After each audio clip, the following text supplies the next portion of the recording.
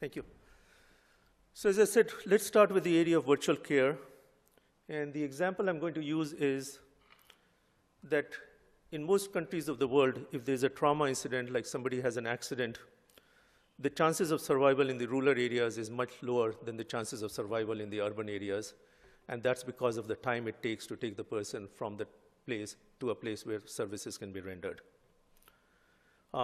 Most places of the world, it's less than 50% if the time elapsed is more than 1 hour. So the state of Arizona went ahead and set up teletrauma centers by which people in the rural areas could go to a local facility, be connected to the urban area, and then the person could be, the interaction could take place between the doctor at the rural center and the doctor at the urban center. A car accident took place in Mexico. All the 6 adults in the car, they died. It was such a severe accident. There was only 1 child who survived, and that child was brought to the US side. Fortunately, there was no delays at the border. The child was able to be brought in. But at the facility at which that child was brought in, the doctor had just joined that week. She had no familiarity how to deal with it, but she was able to connect with the doctor at the trauma center in Tucson. And this doctor, incidentally, was one who had grown up as a child in Yugoslavia, seen the Civil War, and had several of his relatives who were killed in that Civil War. And he had made a decision once he saw that he's going to save lives. That was the motto of his life. So he worked aggressively, and he went ahead, and the child's life was saved. So then I inquired, can these services be rendered across state boundaries and national boundaries? And I was told no, it would be illegal to give them across state and national boundaries. That really got me intrigued what's going on. I did research, found an earlier case in which Roche Pharmaceuticals had set up a company called mydog.com, by which patients in Chicago could consult a doctor in Indiana through electronic means. The patients in Chicago were very happy. The doctors in Indiana were very happy, but the doctors in Illinois felt threatened, and this company got closed based on the premise that it's illegal to give medical services without doing a physical exam of the patient. So then I got even more intrigued what's going on, and even though my own background is all in computers and management, and I have no formal training in either medicine or in law, I hired a second-year law student, and the two of us worked on it. And then we wrote a very controversial paper saying that all the restrictions imposed by state governments on interstate practice of telemedicine, they violate the Interstate Commerce Clause of the US Constitution, and therefore all these laws are illegal and inapplicable. Just by way of background, in the US, the Constitution is a very short document, probably the shortest Constitution in the whole world. Very few powers are reserved for the federal government. Most of the powers have been given to the state governments. The only powers that the federal government has are of defense, foreign affairs, currency, and interstate commerce. So based on the interstate commerce, all the affirmative actions laws were made in the US, and I argued the moment you have telemedicine across state boundaries, it's an instance of interstate commerce, and therefore the states do not have any rights to pass such regulations. I did this research in 2010, 2011, and last year the head of telemedicine for a major US government agency came and visited me, spent hours with me, and I was driving it back to the airport. He told me, I'm not a lobbyist, I've done thorough research, and he's satisfied. And a few months later, they announced a policy change which became effective June of this year, saying that that government department, which is a very major one involved in healthcare, will be bound exclusively by federal government regulations, and they will disregard all the state regulations altogether. So this is the first thing which took place. I'm very honored and privileged that this change has taken place, which will allow. And by the way, this federal government agency that I'm talking about, they spend over $1 billion just on the transportation cost of the patients coming from their homes to this facility. So this means $1 billion more can be spent on real things which people can do rather than on these kinds of activities. So that was one paper I wrote on the state side. I also wrote a paper on the federal side about countries, about telemedicine across continents. I'll come to that a little later in the presentation. So now let's see what really has happened. The first one I already talked to you about, that this is a government department which has gone ahead and made this change. And then I'll tell you what's happening in real practice. One of my friends, a senior colleague at Stanford University, he was traveling through Switzerland, and he had a fall. And within 1 hour, he was on the operating table at a hospital in Switzerland. They took care of him, and within few hours, everything worked out okay. Here in Los Angeles, a lady was traveling. She was staying at a hotel, leading hotel there. She had a fall. She was falling backwards. In order to protect herself, she used both her hands, and in the process, she fractured both her wrists at the same time. The ambulance was taking her to a private hospital. The husband said, let's go to one which is private, which is leading in telemedicine and others. The patient was taken there. Immediately after the patient was taken there, they spent the next 3 hours trying to move her to another emergency room, saying that we only take care of our own patient. You're not one of our patients. You should be moved. And finally, when they could not find anyone, they asked the couple to go back to Boston, fly 5,000 kilometers, and get the emergency surgery there. And that was done 10 days later, where 4-hour-long surgery where they had to put plates and screws, pins in both her wrists. Because of that, she's having a lot of problems, medical problems. Every year, it's a hassle, especially the winters. And by the way, that lady happens to be my wife, and the person happens to be me to whom this happened. So what I'm trying to emphasize here is there may be facilities which are available, but we also have to take care of practices which are employed by hospitals, by persons, in order to take care of services as we proceed with these new technologies, new concepts which are happening around. Let's take an example here. This is a real-life statistics of people, of children who die before the age of 1 by countries around the world. Out of 1,000 live deaths, how many people die? The highest right now is in Afghanistan. 110 children die out of 1,000, 11% of the population dies. The lowest right now is in Monaco, which is 0.18% who die, and all the other countries in the world are between these two levels.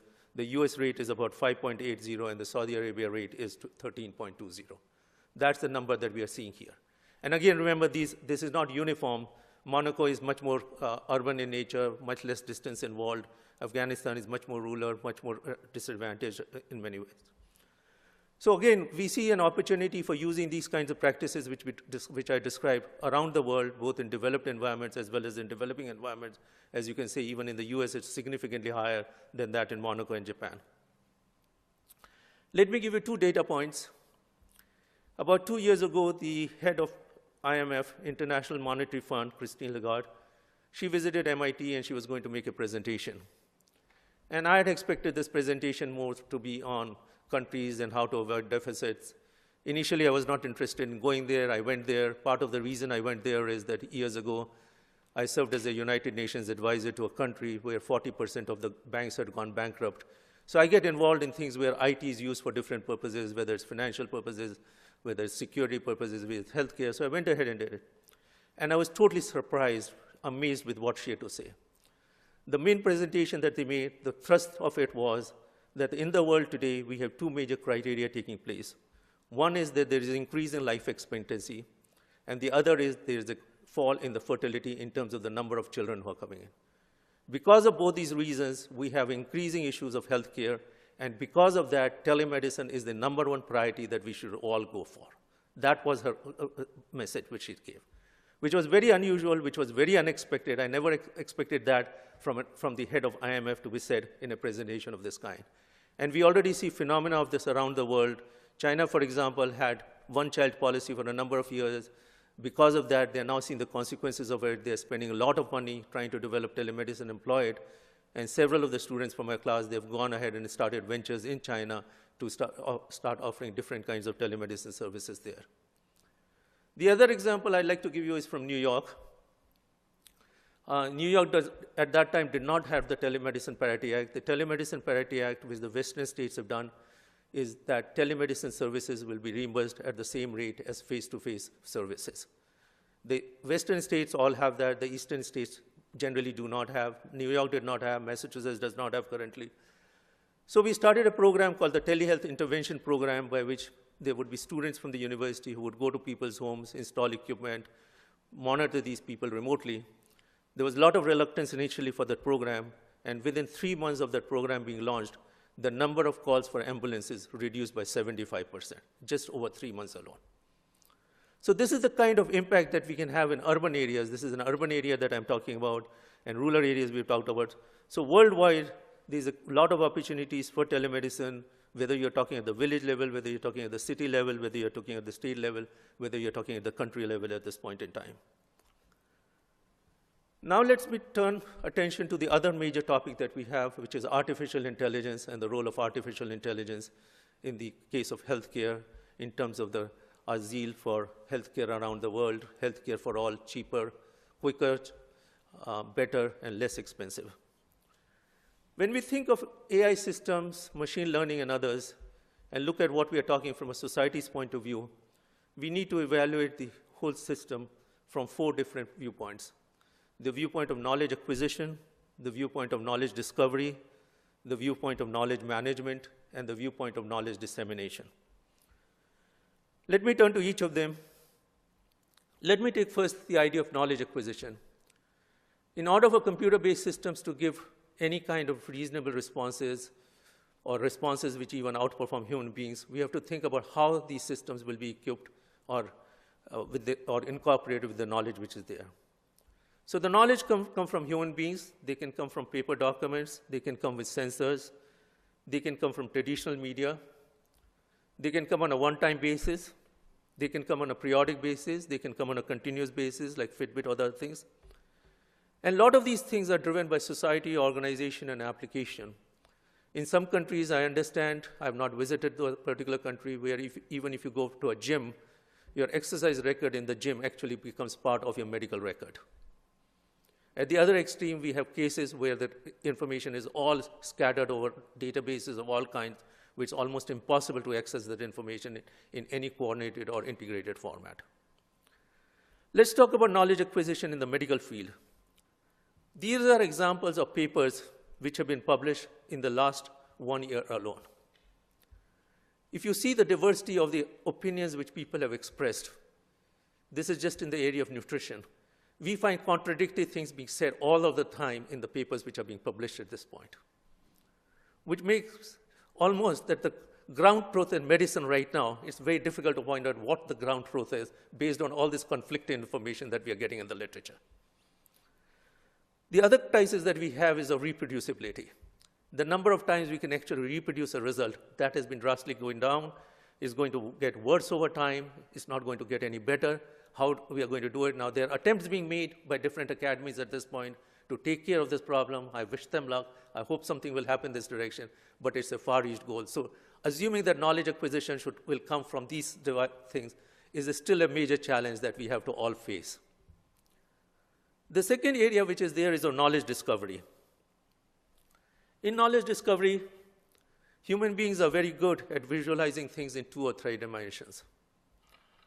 When we have a lot of dimensions, then we find that computer-based systems, especially neural networks, which try to mimic how the human brain works, they can outperform human beings. And the peaks and valleys which are there in any of these kinds of trends, they can give us more ideas about what we should look for, what we should avoid. Okay. So we had a case, this is a real-life case, and I'll come to it later why we came and chose this case, where a major drug distributor in the US gave us a challenge problem. This was way back in time. They said, you tell us that neural networks are great, they can solve all the problems, they can identify curves. We have some drugs which are sold very, very rarely. Some of these drugs are only sold once a year or twice a year. We want you to use neural networks to predict when the next sale of this drug is going to take place. So we had data for about 8 years. We had 12 data points to 20 data points. The students tried their best. It was very difficult to do it. And then one fine day, they came up and they showed me a system which offered 90% accuracy. I was very skeptical. I said, it's not going to work. They maintained. I set up other people to look at it. They all confirmed it was OK. The sponsor of the research came here. They all wanted to talk about it. I prohibited from saying that. I said, we think we have some exciting results, but we want to wait before we actually announce them. I want to do more diligence. And then after a month's effort, I actually found that the system was actually cheating itself in terms of the data, and that's what was going on. Now, had I been a commercial company, I may have thought otherwise, but as being in academia, I immediately cut down all that work. But the interesting thing which happened out of that work is that that particular drug chain was keeping an inventory of about $1 billion per year in order to make sure that if a customer went to a store, there was at least a 90% chance that the drug will be in stock. And using the same data, we were able to come up with a solution where they could attain the 90% confidence level with only $500 million worth of drugs instead of $1 billion worth of drugs. And the suggestion it was giving was very counterintuitive to me to begin with. It was saying, keep more stock of the slow-moving drugs and less stock of the fast-moving drugs. If anything, I would have argued the opposite thing. But the reason is they were getting supplies twice a week. They were keeping earlier 2 weeks' worth of inventory. There was no reason to keep 2 weeks' worth of fast-moving drugs if they were getting inventory replenishment every half week. So therefore, in the area of neural networks and all, frequently you'll come up with solutions which are very different from what you had expected, the results which you were wanting and all. But you have to have the ability to be able to say no to it, even though it may be lucrative from other points of view. So this is the example that I took, operational level unchanged. The other issue, which is a weakness of the neural networks, for example, is that you have to still be very careful about the correlations between the data. If you do a study in the US about the correlation between the number of televisions and the number of ducks, you'll find that there's an inverse correlation between the number of televisions and number of ducks in the country. So your first assumption could be, oh, the television killed the ducks. That's what is there. We should take care of it, the radiation coming out of television. And if you're on the other hand who thinks television is a great thing, you can say, oh, the ducks are the ones who destroy the televisions by going near them and spoiling them. In reality, there is no correlation. The real reason the correlation is that ducks are more in the rural areas, the televisions are more in the urban areas, and therefore there is an inverse correlation between the two of them. And that part is totally missed by the neural networks. And therefore, whatever correlations we come up with, we have to have some basis of validating that what we are saying is not just incidental, but there is a basis for what we are coming up and saying.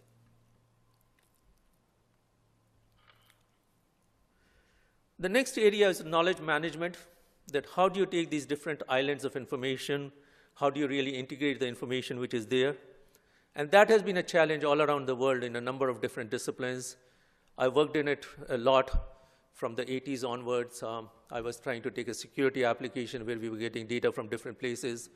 We have looked at the currency issues, for example, and in the area of currencies, there are 200 different currencies at that time around the world. And basically, when we started work on the security area of integration, everybody came and said, oh, we've already solved the problem. What world do you live in? You don't know anything which is going on. So I actually did a first study to say what is available in the industry and came up and said, whatever you've come up with is not workable for this particular arena. And the methodology that we developed for that area was to take exactly what we do in the currency area. If we have 200 currencies in the world and we want to convert any of the 200 currencies into any of the other 199 currencies, you need 200 times 199 converters. That's the number of converters you'll need just to change these currencies. In reality, what you do is you change the currency. If you're taking a Cambodian currency and you want to convert it into a Peruvian currency, you'll take the Cambodian currency and convert it into dollars and pounds, and then convert the dollars and pounds into the other currency. This is called as the mediation approach. And using the mediation approach, the problem breaks down into 200 plus 200 instead of 200 times 200, which is a major achievement which is there. So instead of trying to mandate that one standard should be used for everyone, we came up with the notion of using the mediation approach to do it. And I actually wrote a book at that time, an IEEE book on it, on integration of information systems.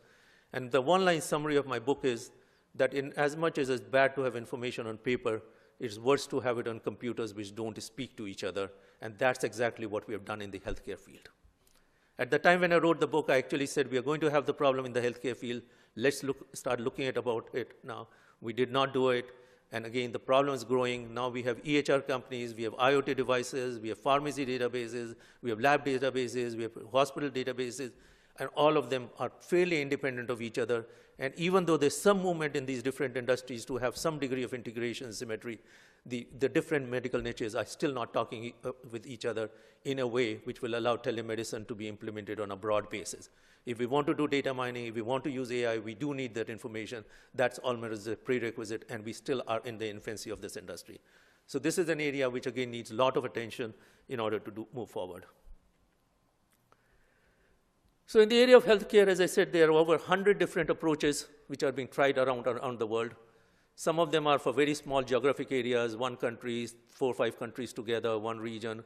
Some of them are only for pharmacy or for EHR. There is very little which is being done around the world which is there. On top of it, the current companies which are there, the EHR companies, they are actually practicing deliberate information blocking. They do not want this information to be easily shared, and the best reference is the one I'm giving you here, which says that 50% of the responsibility for the difficulty in information sharing in EHRs is because of the EHR companies. 25% is being cast on hospitals and 25% on other regions. Things are moving, things are improving slightly within the EHR companies, I should say. But again, across industry, it's very, very difficult to do that. Now, I have encountered this problem in the past in a number of industries which were coming. One of them is check processing. I'm going to give you that example. We came across this problem in voice over IP. I'm going to give you examples where we actually succeeded in surmounting and getting over this problem. So I'm going to come that to a little later, but let me start with knowledge discovery. There's a lot of talk right now about AI, machine learning, neural networks and all. These all fall under the category of knowledge discovery, where you're not giving the rules yourself, but you're letting the systems decide what the things are taking place. So in the area of knowledge discovery, these steps are key. The first is the design of algorithms. The second is securing of data, and the data is not easy. A lot of times people use synthetic data and prove an algorithm. That's not good enough. A lot of times they'll take it from a very small region of the world, prove it, and then they'll show this applies to the whole of the world. That does not work. So you have to train the data with relevant data. And I should tell you, if you want to do good training, in the case of the drug manufacturer that I just described to you, we use the system at MIT. And most problems at MIT will be solved within 2-3 seconds of the computer time at MIT. Most of the problems that we did for analyzing their data, they took more than 24 hours of time on the MIT computer system. And we were actually logged out after 24 hours. So I'd actually put students in shifts of 8 hours each on the computer so that those things would not get logged out and somebody else would not take over the system. So these things are very computation intensive. Yes, the technology has come a long way. Yes, they can be done much faster. But if you're going to really do it on a really significant amount of population around the world, you have to think about who's going to pay for this work, who's going to pay for this computer time, who's going to pay for the human labor. It's not just a simple thing which you did with few people. Then you have to test the system, again, in an environment which is appropriate, real. That's where you have to do the testing. Then you have to make changes to the algorithms to improve it further. I'll again describe it with the check process. Then you have to do retraining and retesting. Then you have to adapt it to other population groups. Then you have to retrain it on the whole system over and over again, year after year kind, because the people's habits change, the drug patterns change, they might get immunity to what is going on. That's what you'll have to do. And then you have to have intent and expertise that you really want to care for the patient, not just care for how many people use your app. That, again, is a very important issue which is taking place. So now the question arises, who is responsible for the validation oversight of all these processes? Right now, we do not have any proper mechanisms to take care of these steps. We do not have any way of doing it in terms of testing. We don't have any way of evaluation. We don't have any way of providing feedback on how these algorithms work. We are really running into an area where we know nothing, and we are trying to go ahead and accept these things. So we really need to go through this process, think about how we need to validate it. And the closest example I can give you is how we go ahead and look at medical devices. How are they scrutinized? How are they screened? What is done? The Food and Drug Administration does that work. In the area of software, there are very mixed signals, whether they will take on this responsibility, not take on this responsibility, how far they'll take on this responsibility. And in the area of medical devices, I will urge each and every one of you to take about an hour to view a very recent documentary. The documentary's name is Bleeding Edge. Not leading edge, but it starts with B as in blood. Bleeding Edge is a documentary. It's available on Netflix, and you can see what are the issues and constraints when you have to train medical devices. That should be the analogy that we should use in terms of doing work in this area with algorithms, instead of blindly going ahead and adopting them and serving it. This may be contrary to what most of you heard from, but that is the way I really think we need to work on this area in order to be sure that what we are doing is the right direction, what should be done. There's going to be a whole massive number of these apps coming out, algorithms coming out. We have to have a rational way of dealing with them. The fourth area is knowledge dissemination. If you have a lot of this data, What do you do with it? I've heard doctors tell me the last thing we want is more data. As it is, I have difficulty dealing with the data I get. You are going to give me more. How do I make sure that I look at it? The number of cases where the data is so large that you don't find what is there. And I'll give you one example. If you integrate information for a car driver or a pilot of the plane, you don't want to flood that person with so much information that it becomes difficult for that person to do that work. I just got a new car. It has so many automated devices all over the place. It has lights on the side. All the time, I'm just worried, what is the warning it's giving me? It's distracting me from my driving. The same thing happens for a pilot in the air. The same thing happens to a doctor if you start giving them so much information. This is an area where there's very little work which is going on. This is an area which is very crucial if you have to move forward. Very little people, few people have done in this work. The closest that we find, again, it's a biased example to some extent, it's an MIT example, is the area of the electronic ICU systems. Electronic ICU systems are used when a person is in a rural hospital, you're consulting an expert who is an ICU expert who's located in a different city, different place. So in the area of EICU, a public database has been set up at MIT. Anybody in the world can access it. Anybody in the world can use it for training. The only requirement we have is that MIT has is that whatever you design as software, tools, or whatever, you will go ahead and place it for free on that website so that everybody in the world can use. So this could be one potential mechanism that we are able to bridge that gap and see what can be done. And this needs to be emulated in other medical specialties if we have to go forward. Let me take a specific example, because right now I've talked a number of different areas. Let me take an example where this whole idea of using AI and machine learning has actually been implemented. And the example I'm going to take is of banking. Banking and medicine have a lot of similarities. Both have huge amounts of information. Both of them are, we want quick service in both cases. We want proper services. We want accuracy. They are both very prone to cybersecurity attacks. So, and both of them in the US have been governed primarily by state laws until very recently. In fact, even today, they're bound largely by state laws. So in the case of banking, again, the government decided that a bank could only operate in one state of the country. And so a bank could not operate like Citibank operated in New York, Bank of America in California. The first thing which threw it off was the introduction of bank checks. So instead of letting a bank operate branches across state boundary lines when they could clear the checks, the government said any time a check is out of state, we will take responsibility for getting the check cleared for you. So for 8 years, I maintained dual residences, winter in one place, summer at another place. If I took my Boston checkbook, gave it to a dealer in the place where I was residing for the winter, the dealer would give it to the local bank. At the local bank, it would be read by 2 different people to make sure it was read properly, the amount on the check. Then it would go on a truck to the designated branch of the Federal Reserve Bureau, and there are only about a dozen of them, so it has mostly had to go out of state. Then it would go by air courier to Boston, then to the lead bank, then to the local bank, and then given back to you. The cost of processing of one check to society was $1.25 per check. And 44 billion checks were processed in this manner in the US alone. So you can imagine how much money was being spent on this check processing. Switzerland had only one check processing center at that point for the whole country. Every check had to physically come there. So we started working at MIT to see whether we can read the amount properly. And the amount that's written in the US is written in all kinds of diverse ways. People write it in ways, the dollars are easy to read, the cents are very difficult to read. My students came up with a solution that we should disregard the cents altogether, which was not acceptable to the bank, so we had to deal with it. So we finally came up with new techniques, neural network based. I gave the problem to students, make rules that here is a 4, tell me how a 4 is defined. I gave that problem to several students, gave them 3 days to come up with it. And even with all those rules, I could still write a 4, which defied all their rules, and still we would consider it as a 4.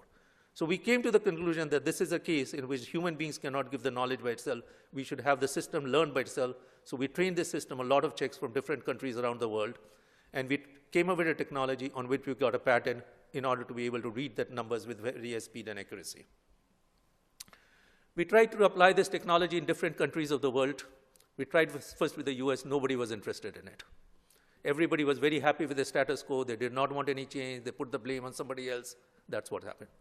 So we started with a small country in Asia as the first place where we deployed the system. And then we were requested by England to go ahead and look at it. Incidentally, this research of mine was funded by National Westminster Bank of England, Sumitomo Bank of Japan, Deutsche Bank of Germany, Bradesco Bank of Brazil, Citibank and Bankers Trust, and IBM in the US. So then England approached us and said, we want some standardization, the National Westminster Bank. And the interesting thing in England is that the pounds and pence are written in the same size, unlike the US. That makes it easier. But the thing which was different is that in England, a check does not have to be written on paper. So a check was actually written, it's a recent example, a check was written on the side of a sheep, and the bank had to honor that check because it was in written form. Okay. So we came up with new rules and regulations saying that the check should be on paper, what should be the standardization on all, and they went ahead and did it, and it got applied. Tried the US, put a lot of our technology for free on the web. A lot of my students were very upset, why we are giving it away, don't I care for money? And I said, some things are more important than money. You should think, did you leave the world in a better place than when you entered it? Those are the kinds of issues. They were very skeptical anyway.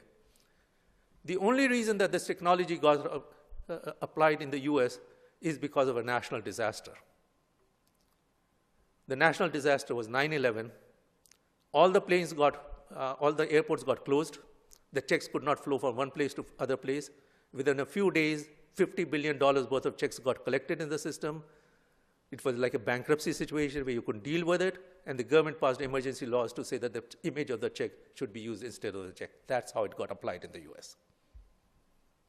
And today, it is used in all countries around the world.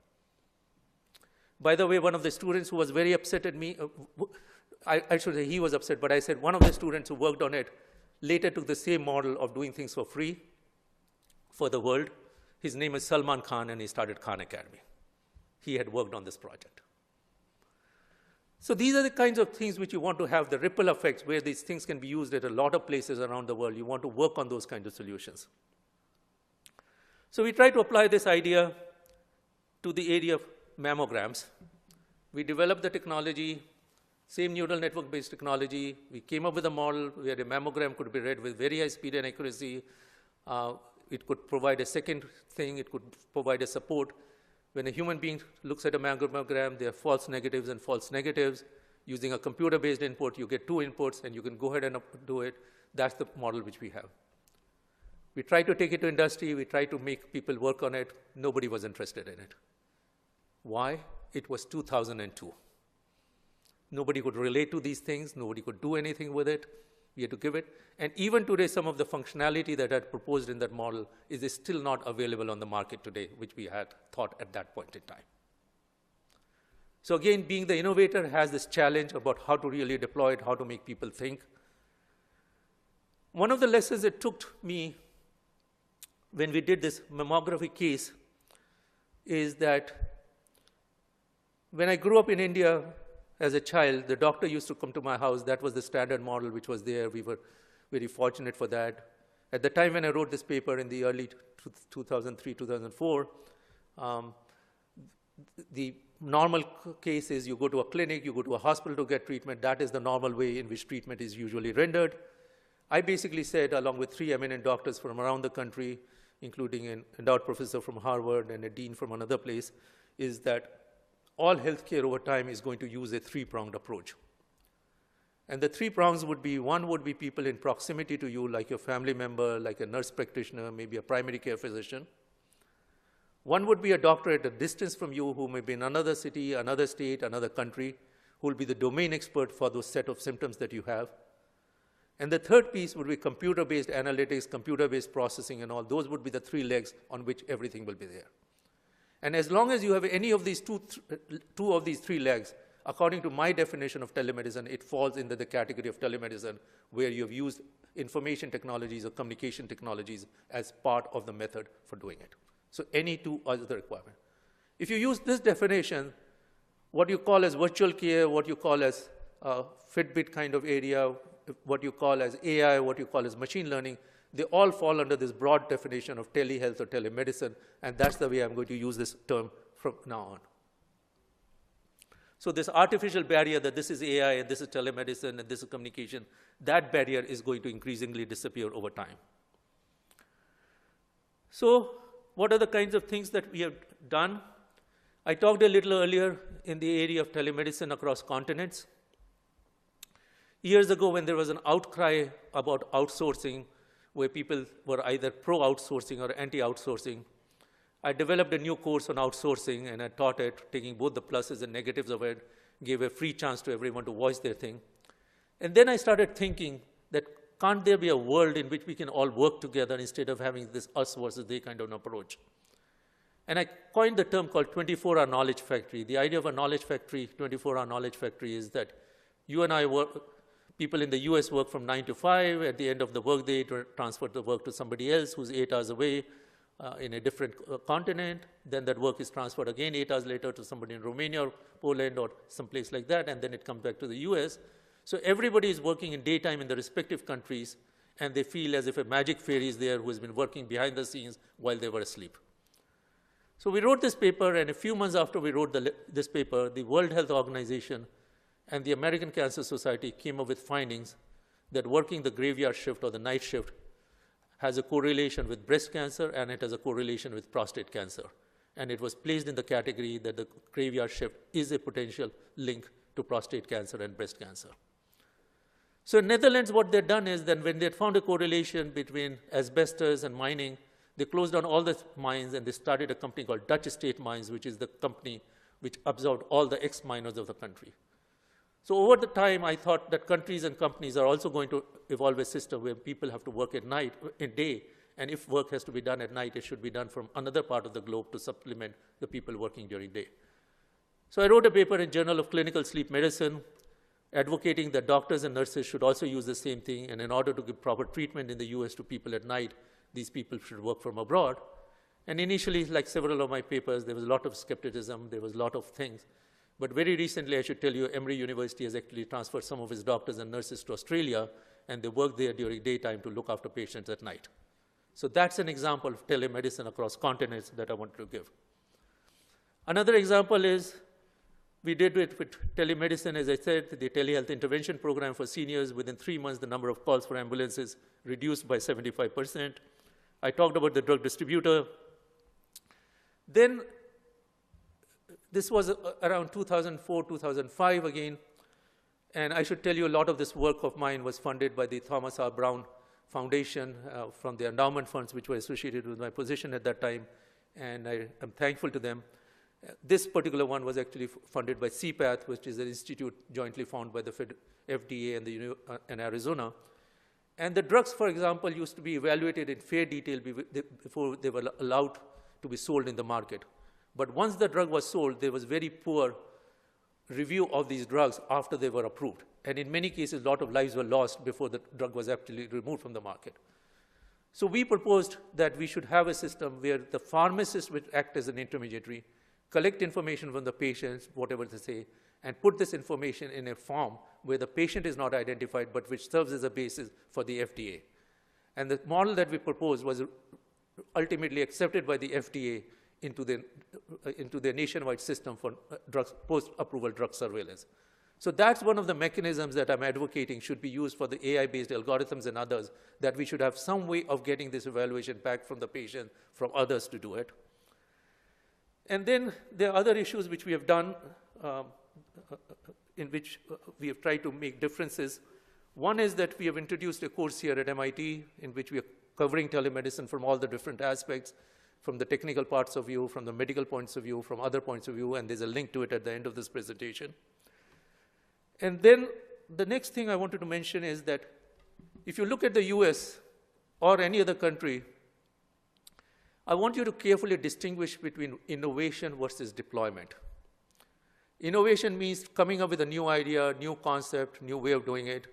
In the case of check processing, for example, we came up with the innovation, but we were not the first ones to deploy it here. It was actually deployed in a foreign country. So we are really seeing reverse deployment in the sense the deployment is taking place abroad, then it's coming back to the US in that case. And in the case of telemedicine, again, we find that a number of countries are ahead of it. We have actually looked around the world, what countries have the best laws at this point in terms of telemedicine, what have been most proactive in it. And same we have done with respect to states in the US. Innovation, Massachusetts is leading in terms of innovation. But when it comes to deployment, the 3 states which are most advanced in the terms of deployment in the US right now are Alaska, Hawaii, and Arizona.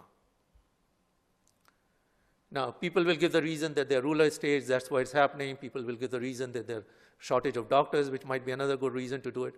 But the real reason is actually very different from all these ones which we would have normally thought about.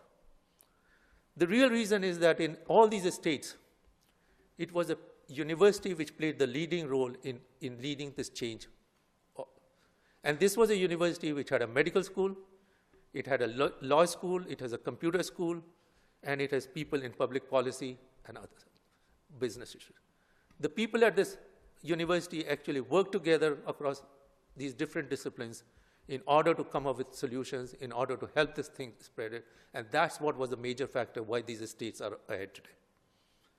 In some states, we do not have the luxury of a school who's willing to do these kinds of services together, and those states are actually lagging behind here. So that's an area to consider if you really want to go ahead and think how these technologies and ideas should be deployed in real life.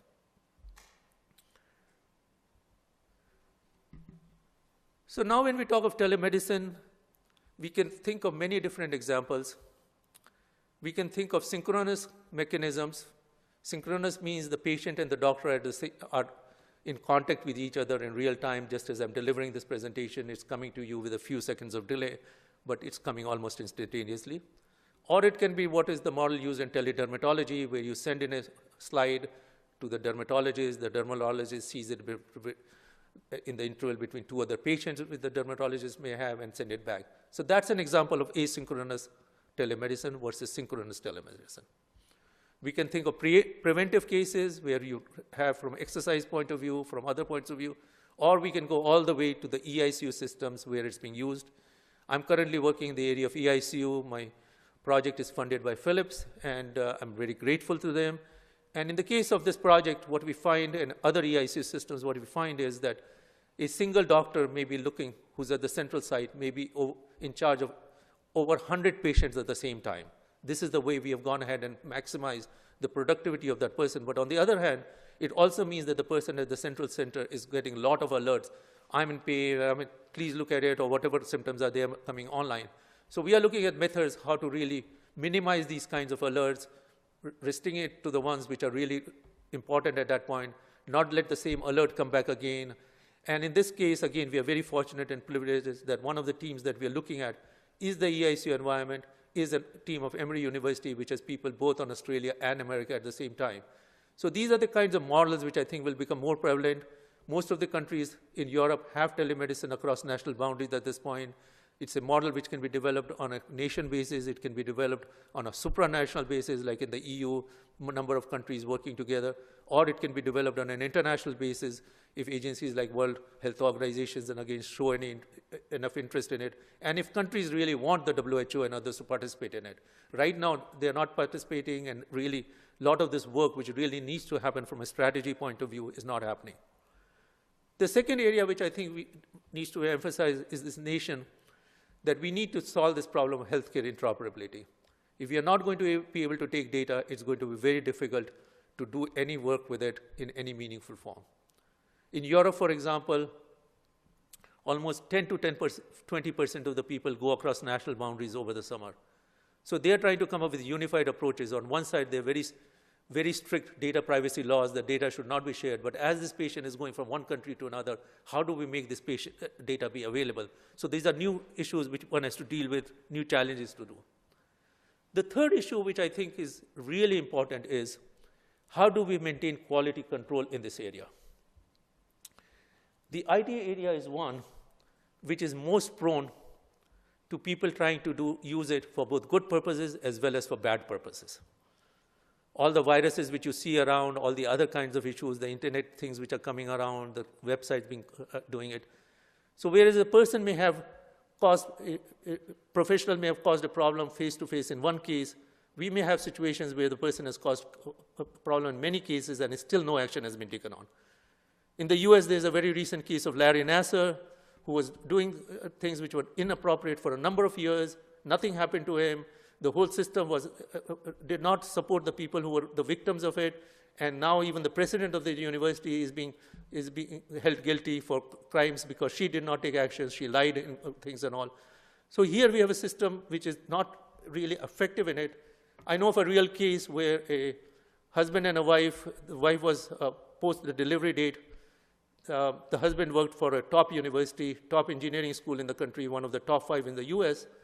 They went to the hospital on a Sunday morning, and the doctor and the nurse, they were very upset at the patient. Why have you bothered us on a Sunday? You should have never come here on a Sunday. Without doing any exam, they send the patient home. Patient comes back several hours later in the evening, is in severe distress. An emergency cesarean is done, the baby dies, and the doctor goes ahead and puts false information in the medical records to show that the lady had medical problems before. And nothing was done by the employer, nothing was done by the hospital. And this doctor had a track record of doing things like this in the past. It was not the first case. Everybody lied to it. And finally, when the Board of Registration took away his license, he had to surrender it in perpetuity. This doctor goes ahead and continues to practice in the same town in a private service sector, not for a hospital where the barriers are low. Now, if you go to the website of saying what a doctor is allowed to do after the doctor loses a license in the US, it says you can do research, you can do teaching, you can start a company. It almost makes it look what are the new opportunities which have come up for you. And then the next one, it says you can look at medical records of people to say whether they should go for treatment or not. They are the ones who are employed by insurance companies to tell you whether you can go for this treatment or not. IT will become the favorite area now for these kind of people to enter, and the damage that they can cause to the system is much more immense in the IT sector than in any other sector. Instead of one patient, they can cause hundreds of problems at a time. So we need to have ways of safeguarding it, and one of the ways that I'm proposing or suggesting is to use what was used in the Genie-Clary Act. What happened in the US is that all the universities used to say, oh, our campuses are very safe, no, nothing happens here. That's the standard way when any prospective candidates and their parents visited the campuses. So this lady, Genie-Clary, she went to Lehigh University, and in the first year itself, she was raped and murdered. Her family, instead of just keeping quiet and all, went through, raised the issues. Finally, the Congress passed an act called the Genie-Clary Act. And today, all universities in the country are forced by government regulations to give information on the number of cases which were reported. Not the number of cases in which anything was found guilty, but the number of raw cases which were reported. They have to be given on the websites of it. Students have to be informed if any complaint of any kind comes against, like robbery or accidents like that. And that's the same mechanism that I feel we should enforce. If we are going to use computer-based technologies for medicine, we should have the same ways of getting reporting back from the patients on what their experiences are. I, for example, when I teach a course, only the students of my course are allowed to evaluate me, not anybody else. But the students are allowed to critique my course. They're allowed to say things about me. I never get to see the identity of those students, but they are allowed to say whatever they feel like. I feel that the same mechanism should be used as far as these new approaches are being concerned, the AI approaches, the telemedicine approaches, and even the skills of some of the doctors who are concerned in terms of reporting back. Everybody gets complained. I'll have complaints. Others will have complaints. If you have complaints, 2 or 3 of them, no problem. But if you have complaints which are more than 100 times another doctor at your own facility, or 100 times more than that, then somebody should step in, irrespective of whether the cases went to litigation, irrespective of whether any compensation was paid. That is the basis on which we have to move forward if we have to go ahead and use these kinds of things in widespread practice around the world. So that's all what I wanted to say. I've given you 2 links which contain a lot of information. The first link is about the course and other things, my research which I've done in this area, some of my previous things which I've done, what's happening around it. These are all public documents. You're free to reproduce them and circulate them. The second way is the other way around, where a student from one of my courses has written her opinion for it. The courses which I teach are open to all people of all disciplines. I have in the class anywhere from freshmen in anthropology and women's studies to practicing doctors in the same class. And I have 2 people in the audience here who have previously been students in my class. So I'm really honored and humbled that they've come here to attend this presentation again. Obviously, I didn't bore them enough that time that they're here today. Thank you very much. I wanted to leave about 10 minutes for question and answers. So again, I'll let my colleague here coordinate this process.